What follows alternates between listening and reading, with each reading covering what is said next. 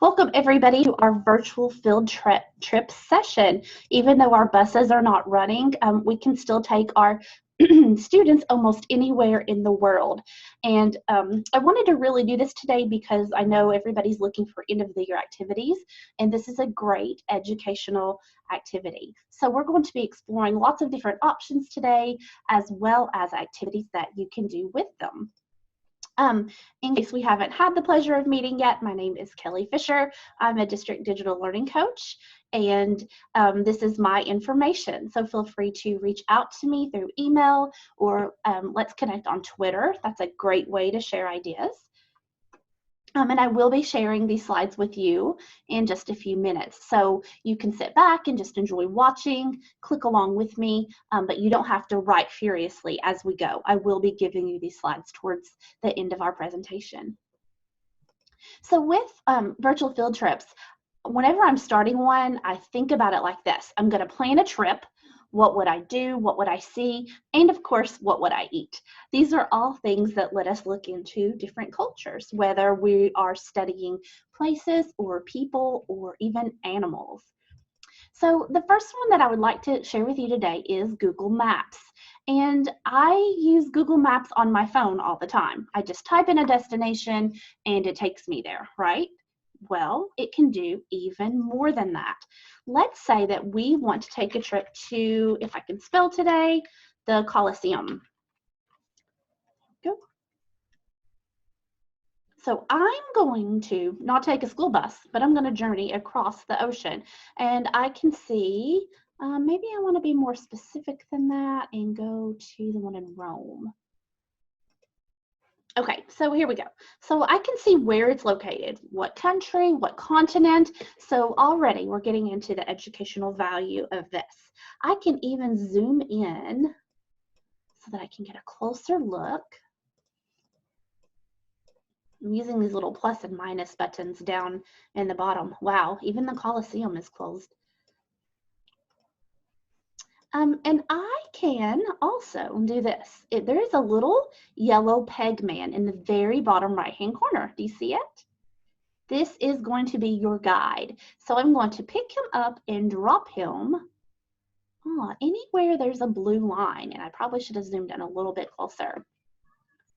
Okay, so I'm now taking a look, and it gives me, we have now entered Street View. So I'm now getting a 360-degree look around me. I'm just clicking down on my screen and dragging. So imagine standing in a circle and just turning slowly. You're doing that virtually right now. So I'm now looking at the outside of the Colosseum. When I hover my mouse around, see how I'm getting these little arrows on the screen? That lets me travel in any direction I want. So now I'm actually going to just walk inside of the Colosseum. And I can look around, I can look up at the sky, look down at the ground. And so this is pretty cool. So I'm just going to back out for a second and show you one more thing. Again, I'm just using those controls in the bottom right-hand corner. I can zoom in or out because I want to look at it from above now. Wow. Phenomenal.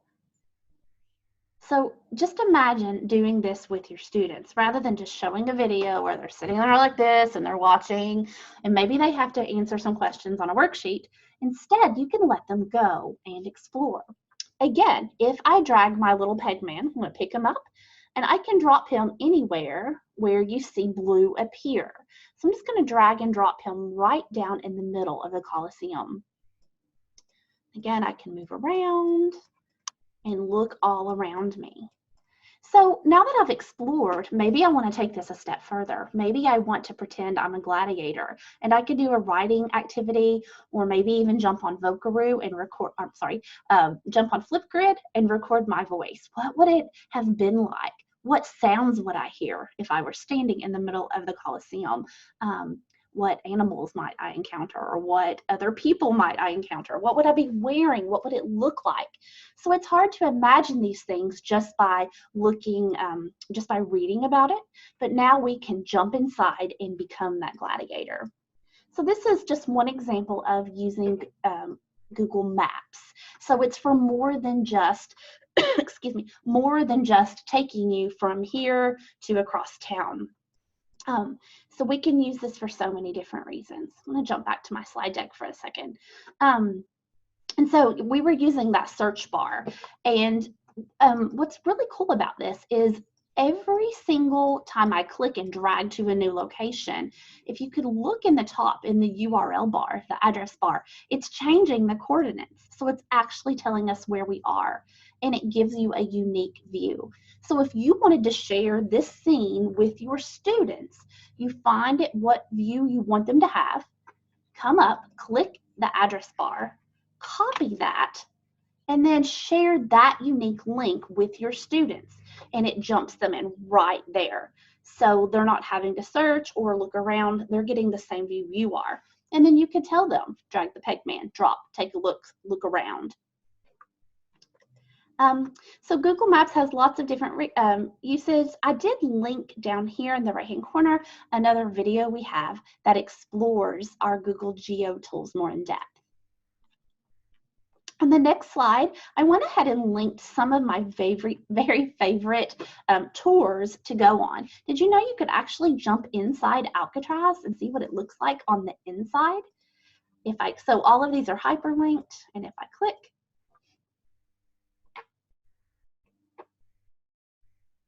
it will take me inside Alcatraz. And again, I can explore and walk around, look up, down, all around. You can even go inside several of the cells. So maybe now your writing prompt has changed. Maybe it's like, what would this be like, a day living in Alcatraz? Or maybe they had to plan their own escape. So many amazing opportunities. And as we're going along today, I would love for you to use the chat box. If something inspires an idea, please go ahead and share that with everyone else. Again, there's all kinds of different ones. For example, I could jump into Stonehenge. I was shocked at how small Stonehenge actually was. So here I am standing right in the middle. I can also zoom out by using my plus and minus keys over here and get a glimpse of what it really looks like.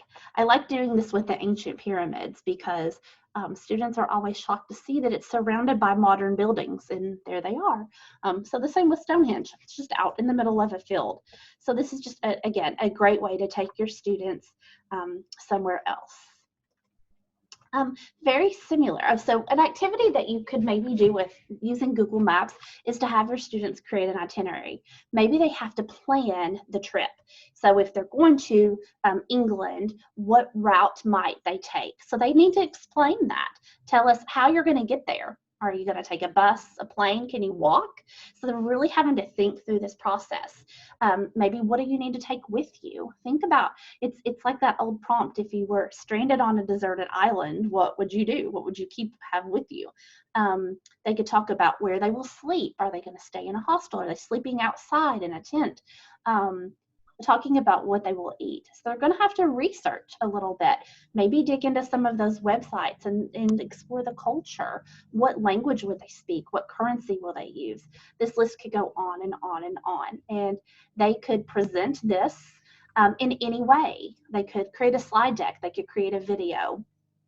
And again, I am going to share the link to these slides in just a minute because I want you to have all of these ideas. So very similar, you could use Google Earth, and I'm sorry, Google Map Treks is the next one. And I've linked this for you, and this is just a collection of trips that Google has put together for you and your students. Oops, sorry, I clicked. Okay, and so this is what they look like. I want to jump on the one for the Colorado River for a moment because and if you scroll down, these are just interactive experiences that are already built for you. So this one is showing different maps. It's showing a panoramic view, what it would look to paddle down the river, talking about how the history, how it was created, how it was formed, videos.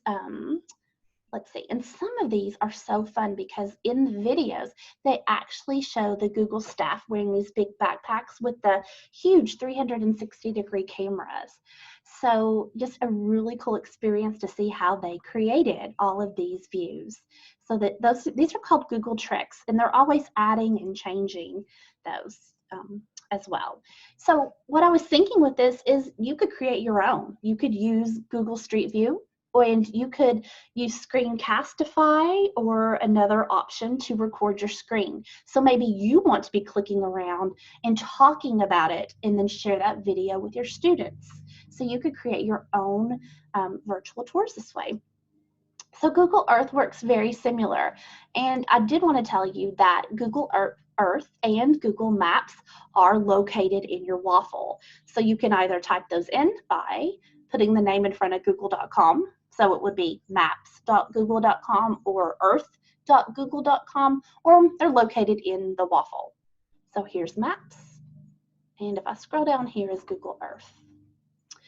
So Google Earth works similar to Google Maps. As a matter of fact, I really think they're integrated, but this one just goes more in depth and has a lot more options to it.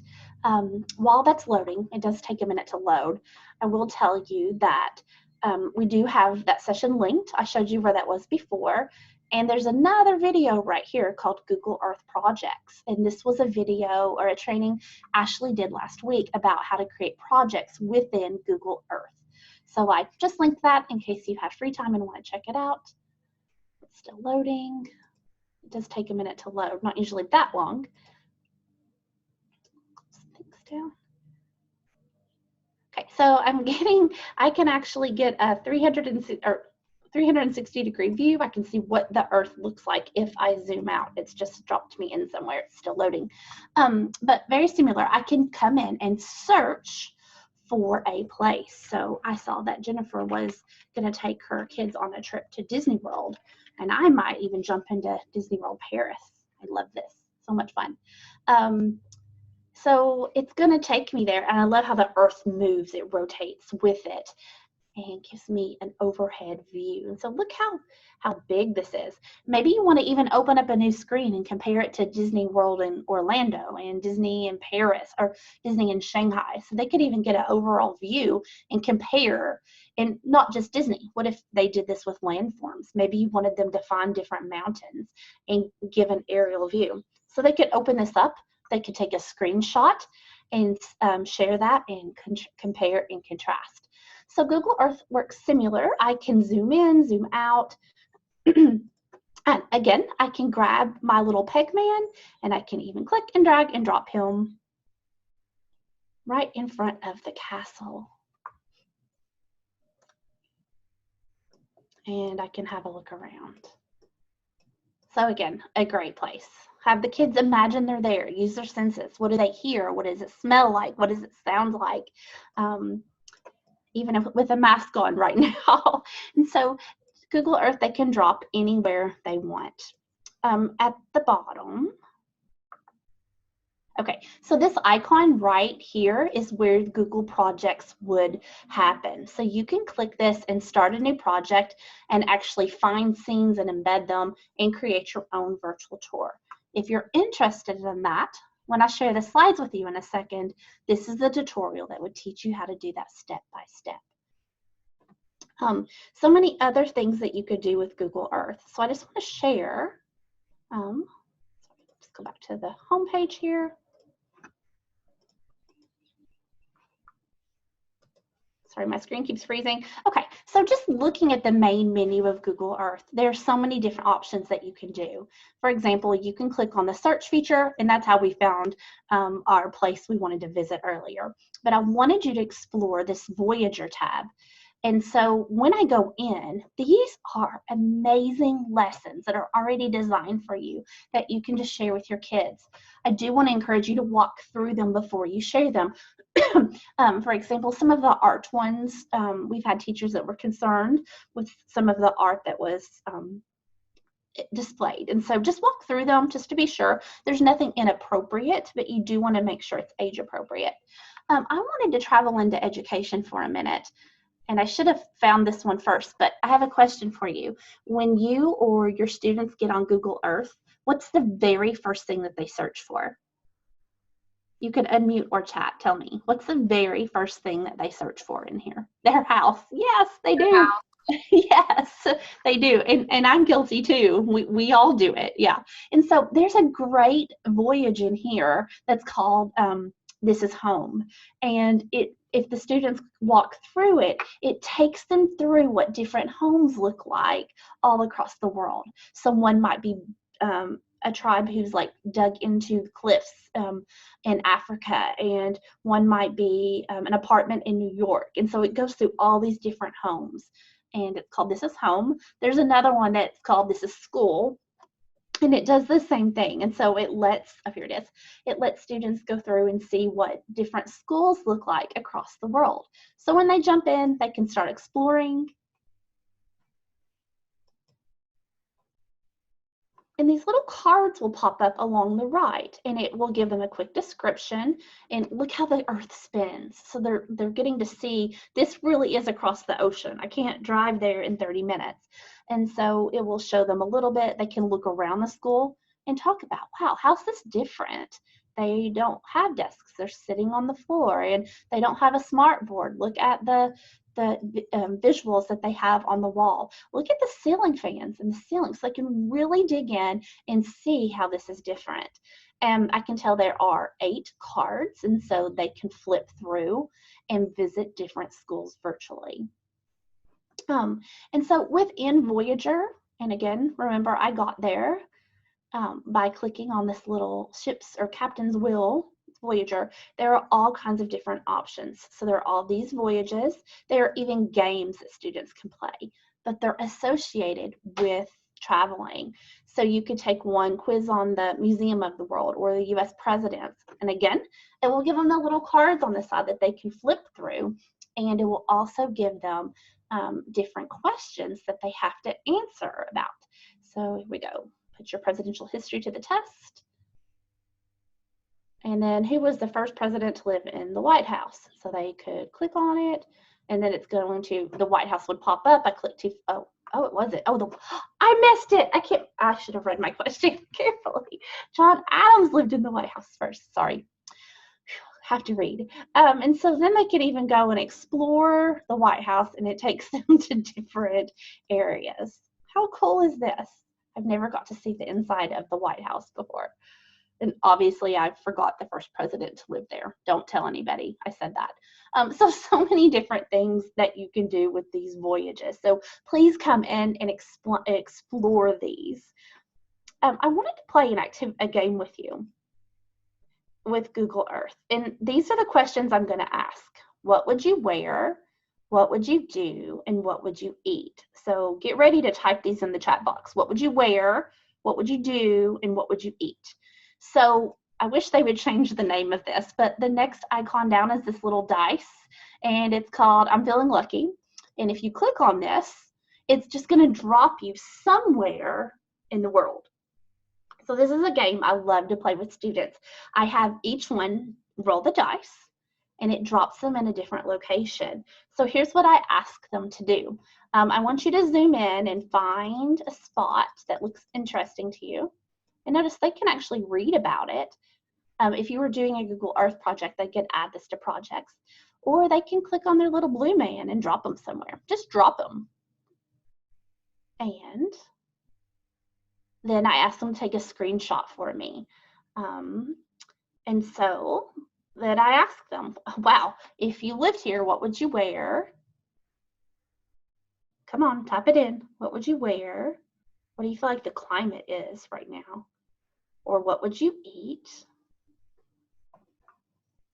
A coat, yeah, I probably would too. Boots, definitely. Why would you wear boots? I mean, look at the terrain. It's not very flat. Comfortable clothes, yeah, oh yeah. So you're getting it, awesome. And so our next question was, what would you do? If you lived here, what would you do?